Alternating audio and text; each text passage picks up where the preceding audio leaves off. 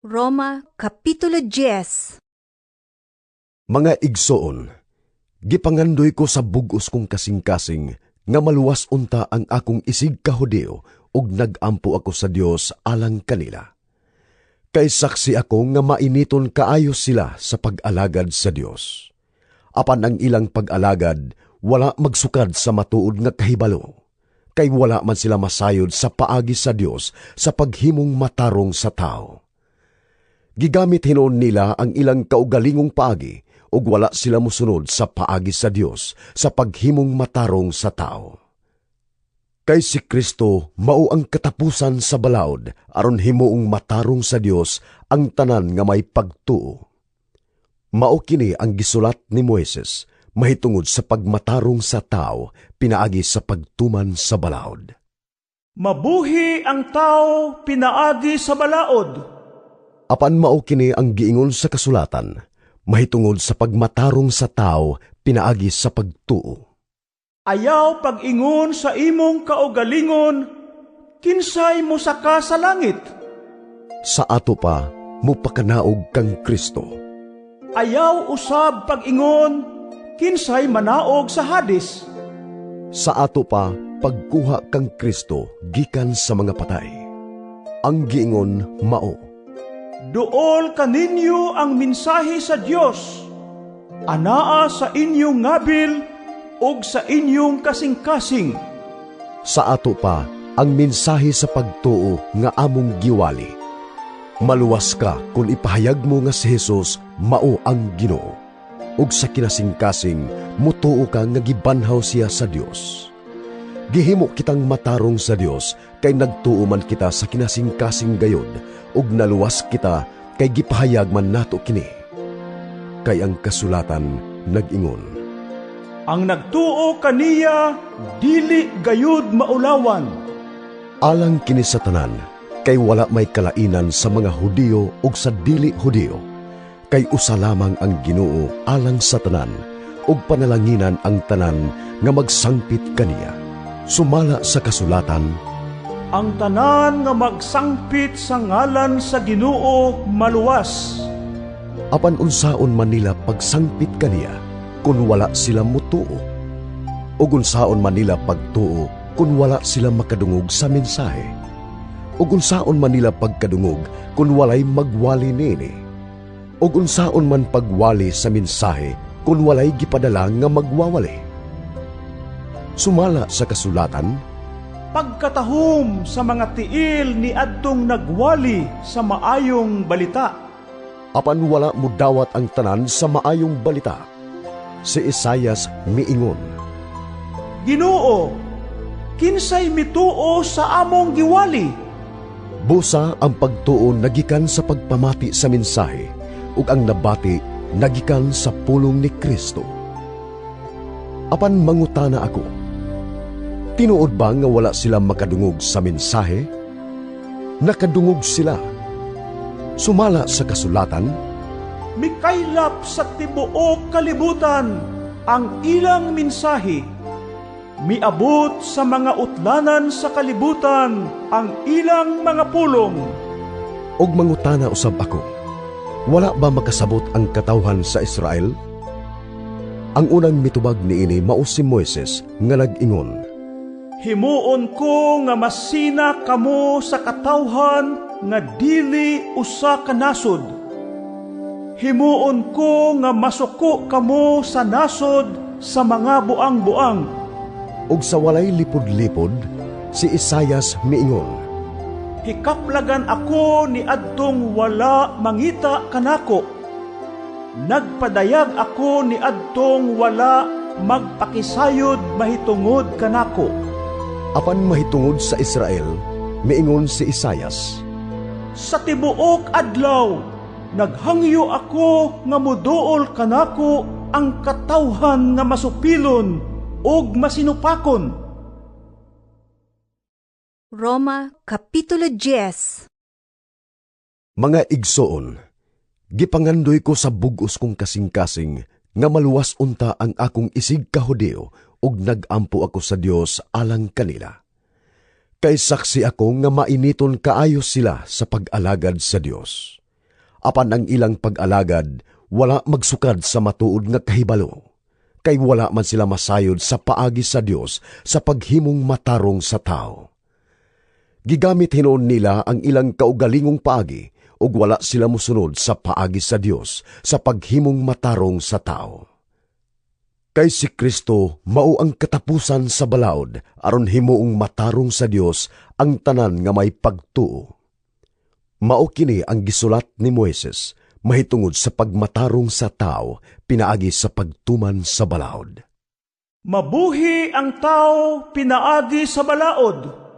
Apan mao kini ang giingon sa kasulatan mahitungod sa pagmatarong sa tao pinaagi sa pagtuo. Ayaw pag-ingon sa imong kaugalingon, kinsay mo saka sa langit. Sa ato pa, mupakanaog kang Kristo. Ayaw usab pag-ingon, kinsay manaog sa Hades.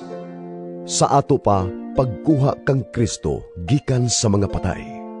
Ang giingon mao, Duol kaninyo ang mensahe sa Dios, anaa sa inyong ngabil og sa inyong kasing-kasing. sa ato pa ang mensahe sa pagtuo nga among giwali.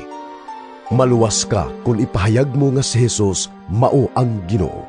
Ug sa kinasing-kasing, mutuo ka nga gibanhaw siya sa Dios. Gihimo kitang matarong sa Dios kay nagtuo man kita sa kinasing-kasing gayod ug naluwas kita kay gipahayag man nato kini. Kay ang kasulatan nag-ingon, Ang nagtuo kaniya, dili gayud maulawan. alang kini sa tanan, kay wala may kalainan sa mga Hudiyo ug sa dili Hudiyo. Kay usa lamang ang Ginoo alang sa tanan, ug panalanginan ang tanan nga magsangpit kaniya.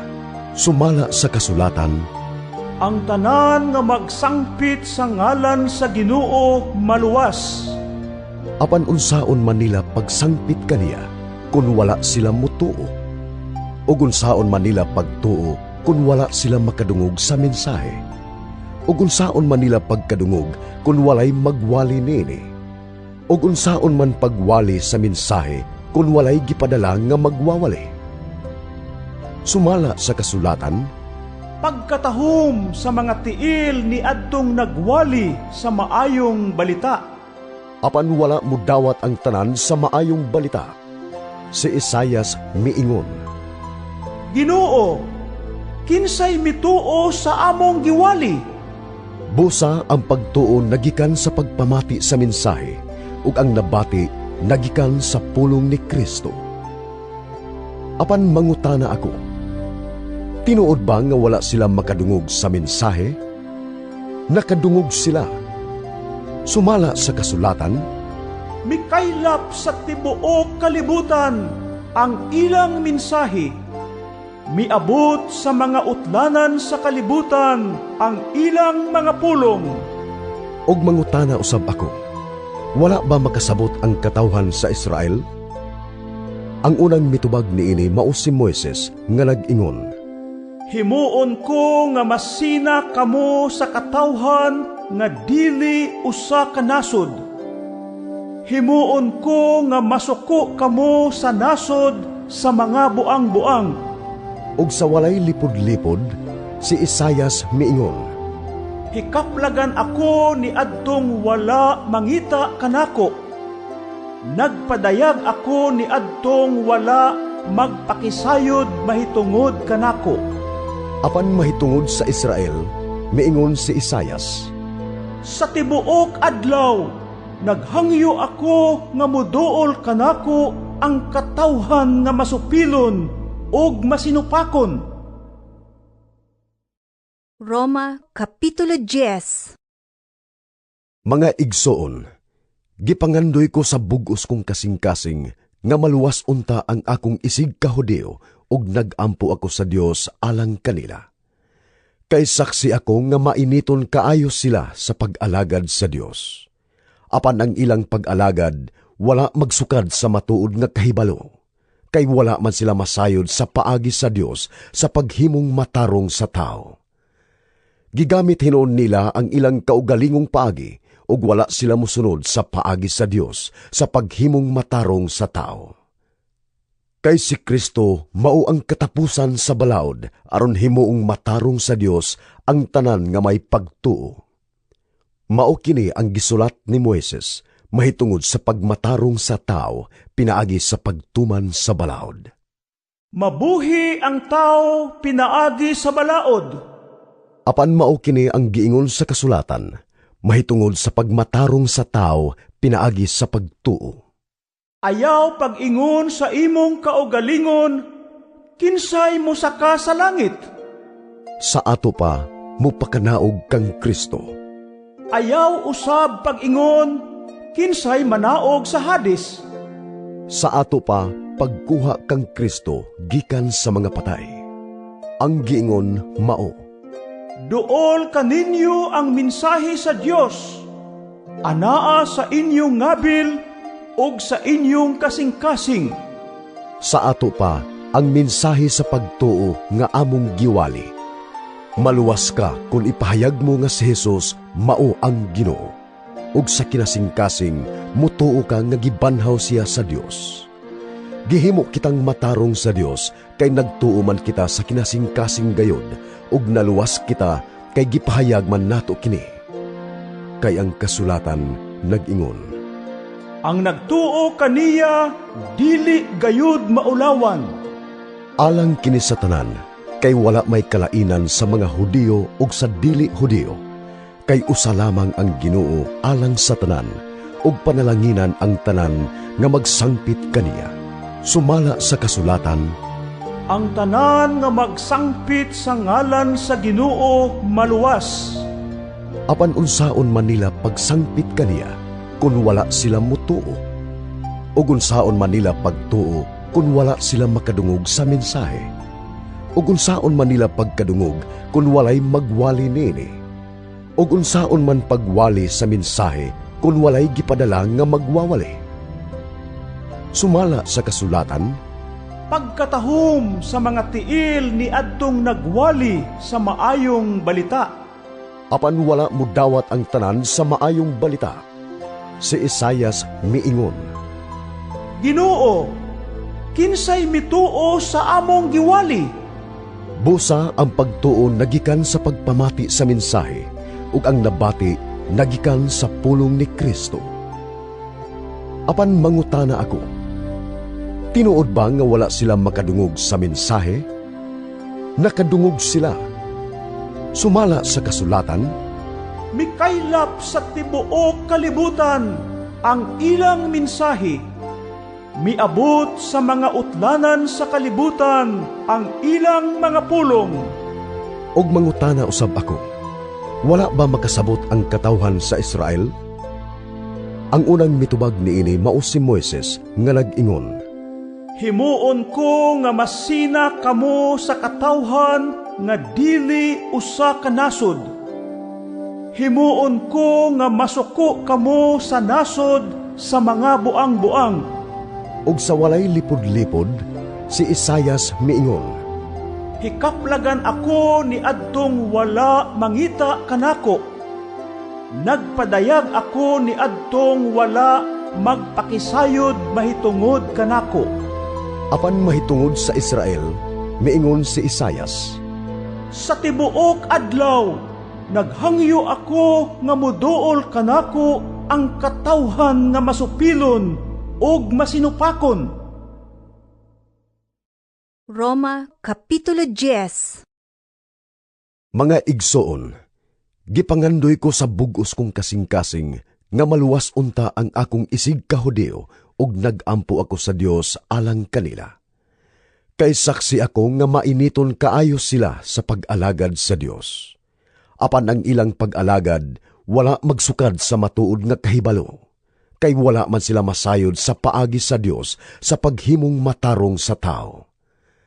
Gigamit hinuon nila ang ilang kaugalingong paagi ug wala sila musunod sa paagi sa Dios sa paghimong matarong sa tao. Kay si Kristo mao ang katapusan sa balaod aron himuong matarong sa Dios ang tanan nga may pagtuo. Mao kini ang gisulat ni Moises mahitungod sa pagmatarong sa tao pinaagi sa pagtuman sa balaod. Mabuhi ang tao pinaagi sa balaod. Apan mao kini ang giingon sa kasulatan, mahitungod sa pagmatarong sa tao pinaagi sa pagtuo. Ayaw pag-ingon sa imong kaugalingon, kinsay mo saka sa langit. Sa ato pa, mupakanaog kang Kristo. Ayaw usab pag-ingon, kinsay manaog sa Hades. Sa ato pa, pagkuha kang Kristo gikan sa mga patay. Ang giingon mao, Duol kaninyo ang mensahe sa Dios, anaa sa inyong ngabil ug sa inyong kasing-kasing. sa ato pa ang mensahe sa pagtuo nga among giwali. Maluwas ka kung ipahayag mo nga si Jesus mao ang Ginoo. Ug sa kinasing-kasing, mutuo ka nga gibanhaw siya sa Dios. Gihimo kitang matarong sa Dios, kay nagtuo man kita sa kinasing-kasing gayod, ug naluwas kita kay gipahayag man nato kini. Kay ang kasulatan nag-ingon, Ang nagtuo kaniya, dili gayud maulawan. alang kini sa tanan, kay wala may kalainan sa mga Hudiyo ug sa dili Hudiyo. Kay usa lamang ang Ginoo alang sa tanan, ug panalanginan ang tanan nga magsangpit kaniya. Sumala sa kasulatan, Ang tanan nga magsangpit sa ngalan sa Ginoo maluwas. apan unsaon man nila pagsangpit kaniya, kung wala sila mutuo. Ug unsaon man nila pagtuo, kung wala sila makadungog sa mensahe. Ug unsaon man nila pagkadungog, kung walay magwali nini. Ug unsaon man pagwali sa mensahe, kung walay gipadala nga magwawali. Sumala sa kasulatan, Pagkatahom sa mga tiil ni adtong nagwali sa maayong balita. apan wala mo dawat ang tanan sa maayong balita. Si Isaias miingon, Ginoo, kinsay mituo sa among giwali? busa ang pagtuo nagikan sa pagpamati sa mensahe, ug ang nabati nagikan sa pulong ni Kristo. Apan mangutana ako, tinuod ba nga wala sila makadungog sa mensahe? Nakadungog sila. Sumala sa kasulatan, Mikaylap sa tibuok kalibutan ang ilang mensahe. Miabot sa mga utlanan sa kalibutan ang ilang mga pulong. og mangutana usab ako, wala ba makasabot ang katawhan sa Israel? Ang unang mitubag niini mao si Moises nga nag-ingon, Himuon ko nga masina kamo sa katawhan nga dili usa ka nasod. Himuon ko nga masuko kamo sa nasod sa mga buang-buang. og sa walay lipod-lipod, si Isaias miingon, Hikaplagan ako ni adtong wala mangita kanako. Nagpadayag ako ni adtong wala magpakisayod mahitungod kanako. apan mahitungod sa Israel, miingon si Isaias, Sa tibuok adlaw, naghangyo ako nga muduol kanako ang katawhan nga masupilon ug masinupakon.